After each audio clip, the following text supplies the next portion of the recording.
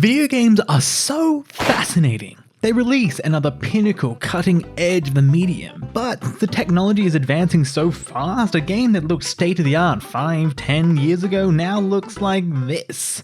Not very good.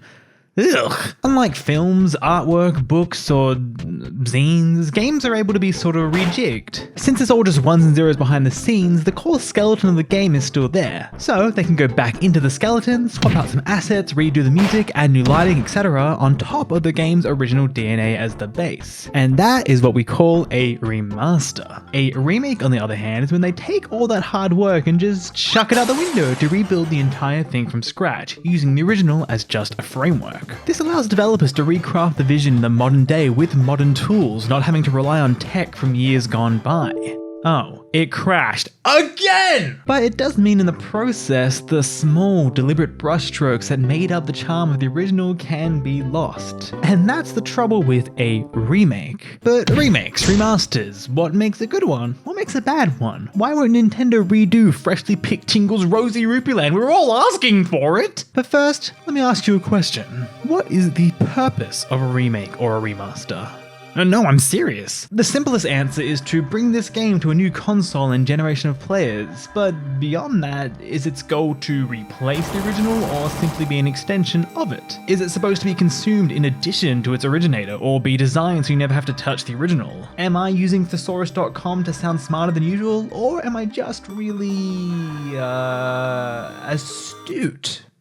Yeah. Well, let's look through a bunch of different games and make some notes, and I don't know, maybe we'll reach a conclusion by the end of the video, and if we don't, I don't know, sorry, my bad. One of the first big remasters ever was the Super Mario Bros. All-Star Collection on the Super Nintendo. It took Mario 1, Mario 2, both the exclusive Japanese version and the US variant, and Mario 3, but completely remade them all in a 16-bit art style. It's the exact same game, but looks fresher, plays nicer, and brought those games to a brand new generation. But in the cultural zeitgeist of video games, when you think about Mario 1, this version doesn't spring to mind. As time went on, the Mario refreshes were not dished out as fairly. Super Mario 64 got remade and put on the DS, and it's very weird. You have to control them with the D-pad, which is kind of annoying and frustrating, and sort of against what was so revolutionary about the original. And again, like the All-Stars collection, when you think of Mario 64, this guy does not pop into your head. So was it successful as an update to the original? Well, it added a bunch of exclusive new content and 3 playable characters, and Luigi does gambling now, that's awesome! But we haven't seen any of that show up again since 2004. So I guess it didn't do a good job at its job. But on the other hand, Metroid Prime Remastered just came out and I've just started playing it and it looks so good. Like, I cannot believe this thing is running on the Switch with the beautiful lighting, the silky smooth frame rate, and if you look up, the rain hits your visor and sometimes you get a woman jump scare. Ah! This remaster is so faithful to the original while advancing it forward graphically, so it's probably gonna be really hard to recommend the original going forward. So 20 years from now, people will most likely remember Metroid Prime as this rendition, making it the definitive version of the game. But definitive is such a mammoth of a word. One of my favorite remasters ever is Xenoblade Chronicles Definitive Edition. It takes the very clunky Wii game and updates it with a billion quality of life amendments, adds a brand spanking new epilogue, and most drastically, completely revitalizes the art style. The game looks absolutely incredible as the locales, enemies, and characters come to life under this new look. But it's not what the original game looked like. Underneath those blurry, ugly textures, Xenoblade's original art style was very drastically different to what ended up being remade. While it obviously still had an anime influence, it was more grungy and messy and made the world feel a bit more grounded. And while I definitely think the game looks so much better now, there are instances where characters, like Shulk, feel like something got lost in translation. Except for Melia. Oh my god, what were they trying to cook? The reason they updated the art style was to keep it more in line visually with the rest of the series, which I both appreciate and think is a good thing. But it is a bit weird calling this game the Definitive Edition and kinda being like, yeah, this art style that some of you love, that fucking sucked. Nah, we chucked it out. See ya! And also, one more gripe. At the start of the game, Shulk looks up at this tree and the tree leaves do not move, but they did on the Wii, so Definitive my ass. I don't know who you were trying to fool, Takahashi! The loss or change of an art style is maybe the biggest struggle these games find when being redone. And maybe one of the worst offenders is Halo 1 and Halo 2 Anniversary. When they redid the original and eventually Halo 2's graphics, they included this amazing feature where you can press a button and swap between the original and new updated visuals on the fly. This feature should be in every remake, full stop. Actually, they had to render 2 graphic engines at the same time. Okay, why don't you go render some bitches? But in the case of Halo 1 and 2, it comes as this double-edged blade, as you can very quickly swap between the aesthetics and see how badly they messed up the remaster. Halo 1 Anniversary just looks insanely ugly and not faithful to the original at all, and everyone already kinda knows that. But I think Halo 2 is a pretty slept-on bad offender in its own right. While it definitely can look pretty, it doesn't really feel like Halo 2, or any other game in the series. A lot of small details in the skyboxes are lost, or clever bits of visual storytelling are completely ignored to add in great wafts of colored lighting. But maybe its biggest offender is these super high fidelity CG cutscenes, which, yeah, look amazing, but do not match the visual style of the gameplay's graphics. And in a weird way, it makes the game feel older than the original by doing that thing old PS2/Xbox movie tie-in games would do when they jarringly cut to the movie and it's supposed to be the same thing, but it's clearly not, and god, this sucks. Okay, well, what remakes and remasters have gotten the art style right? Ocarina of Time 3D and, in my opinion, Majora's Mask 3D are an almost perfect translation of the original game's vision before it was transfigured into ugly, low-poly models and textures. It really is the definitive look to these games, even if it's already in need of another fixer-upper. In the same vein, Wind Waker HD took the cel-shaded look of the original and added some dramatic lighting and bloom. A lot of people seem to not like this new look, but I've always thought it was way better, as the original always seemed a bit too flat, while the new one has some much needed depth. Add in some quality of life features like a faster sail and a reduced Triforce quest, and your game went from being pretty rubbish to mediocre. Good job! Twilight Princess may be the definition of it looks like how you mistakenly remember it looking back in the day. And I mean that because when the remaster was announced, everyone complained that there wasn't a very dramatic graphical update. But when you compare the game side by side to the original, you remember how pixelated a lot of those textures were, and how strong the game's art style bled past the GameCube's limitations. But the thing with all of these updated Zelda titles is they left the music as is. And I know I'm supposed to be talking about art styles right now, but music is like the art of the ears, okay? And I just wish we could get these games again, but with music that sounds like... instead of... Also, can you turn off the battle theme in the bit where Min is dying? Seriously, why would you do that? Why would you keep that in? Nier Replicant is a beautiful and faithful remaster of Nier Replicant. Or Nier Gestalt, oh my god, who cares? Some people don't like how the characters have a soft look about them now, but I think it fits really well, and I would much rather play this than look at these ugly, gross meat sacks running through this greasy, Vaseline-filled world. God, that game is ugly. I'm sure the original Resident Evil was terrifying for PS1 players with its unprecedented detail-intense texture map, shadow, and lighting effects.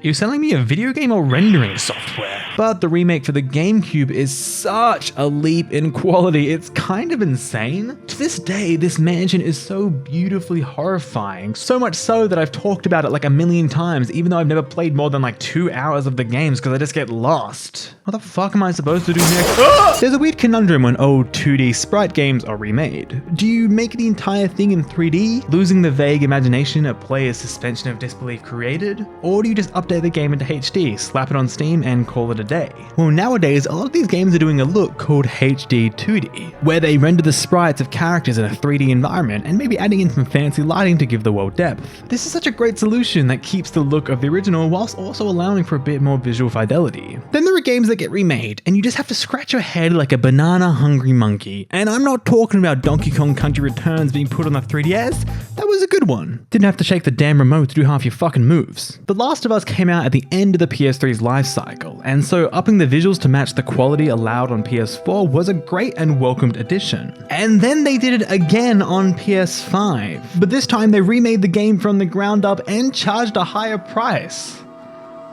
Why? There's no doubt it looks absolutely fantastic, but all I can think about is those poor, crunched and overworked Naughty Dog devs having to remodel a building from scratch that is slightly different from the original model because, well, I don't know why. And then they remade the game again, but this time it's on HBO and Joel is Pedro Pascal. What?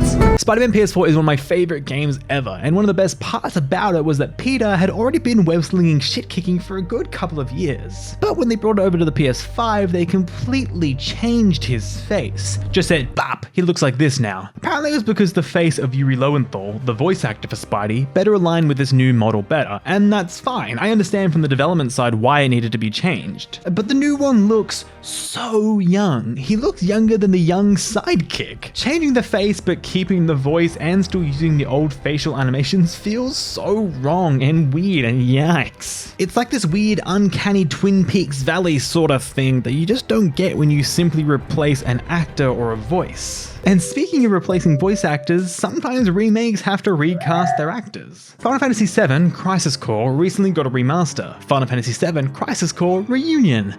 Such a mouthful. It is objectively the better game. It plays better, it looks better, it smells better. But to keep it in line with the new synergized FF7 universe in the West, all of the voice acting was redone and replaced with the new actors. And that is great because all of the new ones are so good.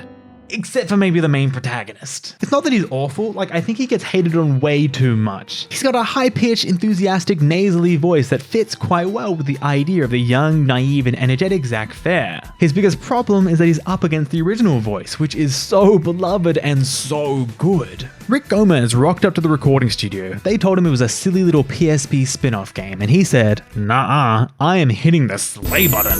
Shut up! All that awaits you. Shut up! I'm warning you! There's an argument to be made that Rick Gomez sounded too cool for Zack. But that aside, I think the biggest downgrade for me is in a lot of those heightened emotional moments. One of my favorite scenes and lines is when Zack confronts Angeal at the start of the game and says, What the hell did you do, Angeal? and then when the new guy does it, he sounds like, What the hell did you do, Angeal? Zacky boy, where did the meat go? And really quickly, while we're on the topic of Crisis Core, it got a completely new art style. And while it's so much better and more in line with the current vision of the franchise, it loses some great details and expression in its translation from stylized anime to more realistic anime. I guess. I don't know anything about art, I can barely draw a stick figure. In that same scene, when Zack walks in on Angeal's dead mother and turns around to see him, Angeal's embarrassed eyes dart away from Zack in shame. It's a really lovely bit of animation that is just so much harder to see in the newer art style. Again, it's those small brushstrokes that can have great weight, which are prone to being lost in translation. Most times, a remake and remaster usually does a good enough job, but sadly, sometimes they just fuck it up completely. You've got these studio executives thinking they can make a quick buck by repackaging an old successful game with a cute new bow tie and letting the money pile in. But uh-oh, you idiots, you fucked up the bow tie! It was red in the original, everyone knows that! Infamously, the Silent Hill HD collection was cursed with the loss of source code from the original production. So the third-party developer in charge of the project had to use a beta build of the game, leading to a wide variety of bugs and also them plastering Comic Sans on the signs?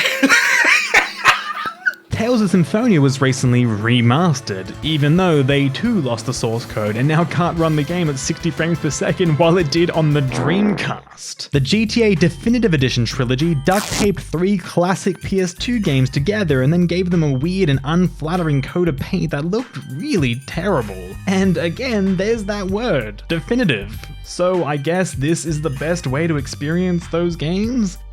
Great. Half-Life Source was the big upgrade from the game's original Gold Source engine to Valve's shiny new Source engine. But like half the shit in the game was broken, and it was very clear Gabe Newell spent maybe 4 days on it before getting bored and releasing it onto Steam. GoldenEye 007 for the Wii wasn't even a remake, despite being advertised as one. It had nothing to do with the original game. But we got a cool golden controller. Woohoo! Final Fantasy X and X-2 released a decade after the original, and again, due to losing source code and assets, they remade a bunch of the models from scratch. That would be okay, except for the fact that a lot of them don't look very good at all. Like, who is that? Is that Tyler? I actually played Final Fantasy X for the very first time last year on the PS2, and I could not believe how incredible the main models looked. And if you've never played the game before, I honestly think I'd recommend the PS2 version if you have a viable means to play it. It holds up incredibly well, both graphically and gameplay wise. Except this part. Fuck you! So why does this happen? It's not like they set out to make bad remakes. Source code gets lost. Different teams full of different people work on the updated one. Priority and budget isn't always high, with companies usually focusing most of their effort and talent on the next game. But there's another little problem we have too. When there's a remake and there's the original and they're both easily attainable, which one do you play first? Resident Evil 4 Remake just came out and it looks absolutely stunning. I mean, look at Leon's hair, it's so shiny. But the original has been sitting in my Steam library for years and like, do I play the original before I play the remake? Or is it okay to just go for the new one? I've been at a stalemate over this question for the last few weeks. I feel like I'm going to short circuit and then just play neither. Then I'm gonna have Twitter FOMO for weeks until Resident Evil 8 gets its remake, but this time the vampire mummy is 12 feet tall, and I'm like, oh, do I play the remake where she's 12 feet tall or the original where she's 9 feet tall? Which one's the more important one? And then a slight spin-off of that problem, when there's only the remake available and the original cannot be purchased anywhere, do we just put up with the original and its history being gone forever?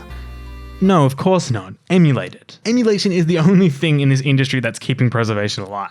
There are so many games that haven't been remade or remastered that I'd love to see. Fire Emblem Awakening is my favorite of the series, and I think it'd be a shame if it was stuck on the 3DS with feetless characters forever. And I'd love if they let male Robin romance Chrom because we all know they're gay. I just played Earthbound for the first time and couldn't help think about how cute it would be in a diorama style like Link's Awakening, or even in the claymation art style reminiscent of the original's promotional material. I'd love to see the Simpsons Hit and Run remake. Oh, what? Are fans doing it? And they're reanimating all the cutscenes by themselves? What the fuck? Spirit Tracks is such an underrated little gem that is stuck on the DS, and I'd love to see its music, story, and particularly its depiction of Zelda reimagined without the dumb touchscreen stuff. I'd love Psychonauts 1 without janky controls and physics so I can actually beat it, that would be really cool. Xenoblade Chronicles 3D? HD? I'd love a Half-Life 1 remake that actually feels like the fast-paced run-and-gun Half-Life 1 and not just Half-Life 2 set in Black Mesa. So badly I'd love a faithful remaster Final Fantasy VII. Just the original game, but with re-rendered backgrounds, non-Lego people, menus that aren't frustrating, and for a button to blow up Kate Sith. And I'd like all of that to not be a dumb mobile game. Please. And finally, please remake Tingle's Rosy Rupee Land. We called back to it. That's right, ladies and gentlemen, we did a callback. You thought I'd forget, but I never forget. I know what you did. Wow, I talked about a lot of games. Which remakes and remasters do you like or hate? If you have any thoughts or opinions and stuff, I genuinely love to hear it, so please drop a comment down below. And if you have nothing to say on the topic, I don't know, tell me how your day was. I'll listen to that too. Thank you all so much for watching. Please have yourselves a fantastic day and stay snug. See ya.